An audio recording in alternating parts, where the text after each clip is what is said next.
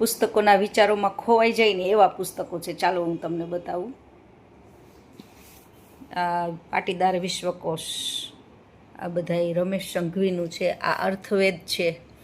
આ ખૂબ જ સરસ પુસ્તક છે કાંતિ ભટ્ટનું, ચેતનાની પ્રભાતે. એ મેં 2 વાર વાંચેલું છે. આ છે વિચારો અને સમૃદ્ધ બનો. આ પણ કાંતિ પટેલનું છે. આવા પુસ્તકો પ્રમુખ સ્વામી મહારાજના અને આત્મસાક્ષાત્કારનું વિજ્ઞાન, રામકૃષ્ણ પરમહંસ અને શાંત તોમાર છંદ અને મેઘાણીના પુસ્તકો છે. ખૂબ સારા પુસ્તકો છે. હવે ખૂબ જ ઓછું વંચાય છે. અંકિત ત્રિવેદીનું છે. આ પંચામૃત છે, ભૂપત વડોદરિયા.